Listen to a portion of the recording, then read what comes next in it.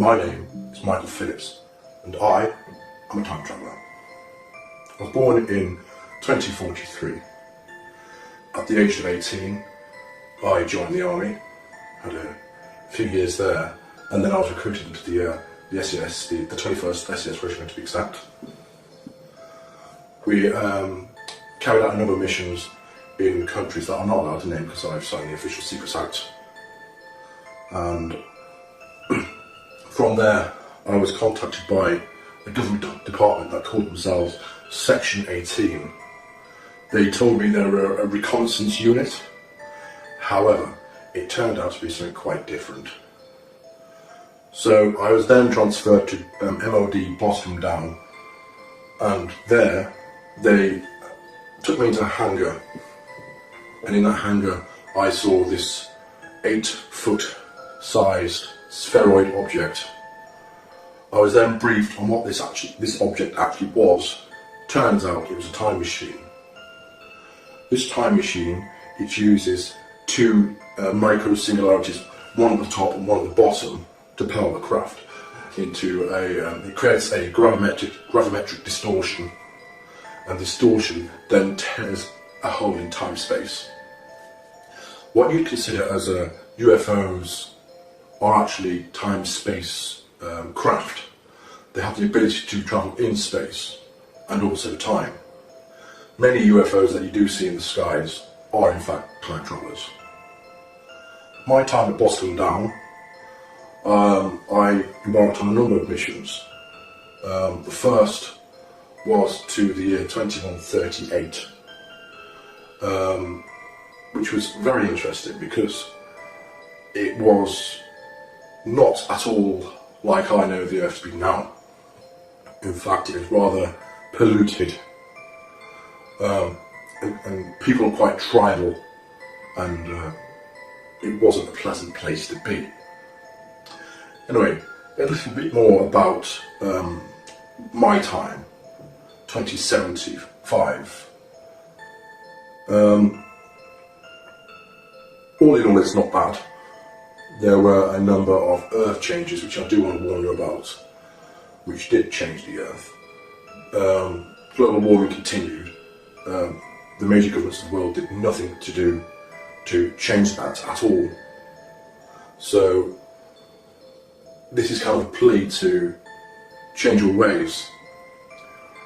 Another time traveller from, I think it was 2038, he came back. His name was Titor. He came back to 2000, I do believe, and he thankfully stopped a civil war in America, which was supposed to kick off in 2008. However, he got involved with the American intelligence authorities and the time travel program there. And it was decided that America needed a single unifying event to bring the country together and to avert a civil war. And that event was 9/11. Titor went back, I do believe it was May of 2001, just before the happened. So that's what happened there, and he did change the timeline so the civil war in 2008 didn't happen. More towards where we are now, where I am in 2018, which is odd because it's the first time I've travelled backwards in time. I've always travelled forwards. There is a limited nuclear exchange in 2019, March of 2019. That does involve North Korea. They attempt to launch a nuclear missile at Honolulu in Hawaii, and then the US responds with 2 cruise missile nuclear-laden missiles to Pyongyang and takes that out. So Kim Jong-un was no more at that point, and a lot of his government was taken out too. With the turmoil that ensued after that, World War III did start in 2020. It was a limited war though, thankfully. It only lasted 3 years. China and Russia were against the UK, America, and a few other countries. And all in all, it was a very fast but brutal war. Countless millions were killed. Nuclear weapons were used in a very limited capacity. Very limited, thankfully. Just battleground nuclear weapons. What else can I tell you? Oh yes, 2022, California, LA to exact, is hit by what they term the big one. There was a very, very massive 10.2 magnitude earthquake there, which completely decimated the city. It actually cracked the fault line straight across California, and as a result, California sits a good 10 feet lower than it used to. With rising sea levels, that did cause California and surrounding areas to be flooded and to no longer be habitable for people. People had to move out. What else can I tell you? Donald Trump, he clung to power for 2 terms, tried for 3. However, he was impeached and he was finally got rid of. Then you had Oprah Winfrey, believe it or not, try and run for the presidency. She was not successful. There was a man called Michael McIntosh who actually succeeded. I'm not sure if he's a name that's about at the moment, but that was in the mid to late 2020s. On the plus side, in the mid 2020s, we did land on Mars. We had the first land on Mars, which was good. It wasn't by NASA at all, it was by SpaceX and Elon Musk. They sent a number of missions up there in the early 2020s to prepare for the amount of mission to Mars. By 2032, there was a lunar and Martian base. And towards when I was born in 2043, we were beginning to make commercial efforts to reach out to the solar system, to mine the asteroids and the moons of Jupiter for resources. So there are quite a lot of trillionaires in my time who own their own space stations, and they are very powerful people. You don't want to cross them. So a little bit more about the time travel project itself. As you can imagine, in my time, when I was born in 2043, up until I joined the program in 2075, there was lots of money about. Trillions upon trillions upon trillions. I couldn't even guess how much money in the world or the solar system. So endeavours such as time travel were more and more possible. I have travelled numerous times in the future, and I'll tell you about one time now. I stepped into the craft, which is an 8-foot wide sphere.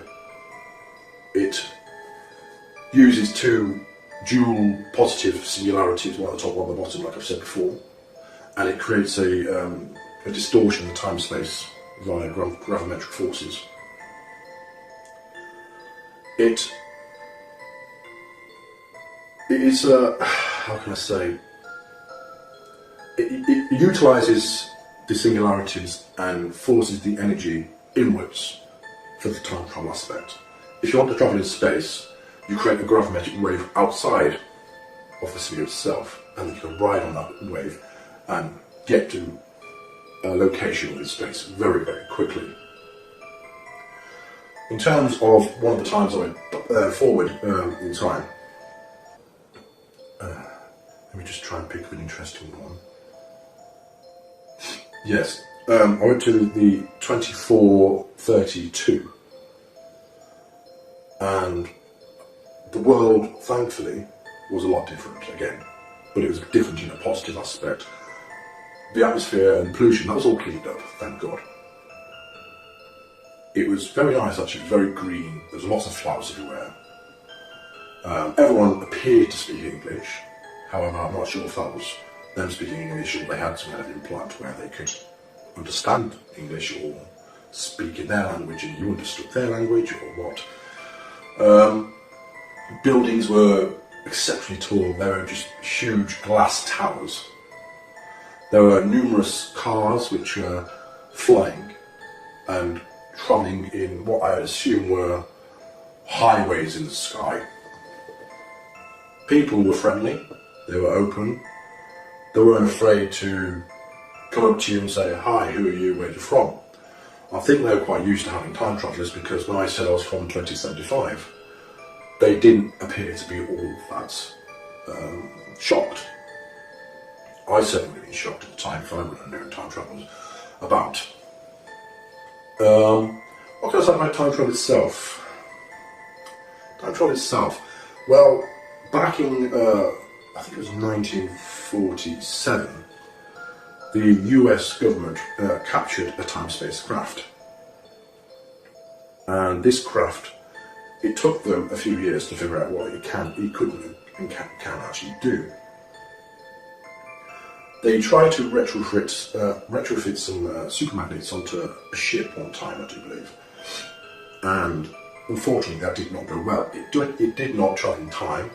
It travelled in space. It travelled approximately 30 or 40 kilometres down the coast. And when they did find this ship, this US Navy frigate, all the crew members were fused into the ship, and it wasn't a nice sight, so they hadn't quite perfected it back then. Officially, time travel was invented and perfected in 1975. There are a number of operatives who went backwards in time, mainly because they wished to try and change various historical events, such as World War II. However, they were not successful whatsoever. In fact, a lot of their efforts were making the changes and making what happened a lot worse. So if you've got any questions about what I've seen in the future, I think that you'd be more interested in that. I'd be more than happy to do another video and say, right, this is what's happened. Thank you.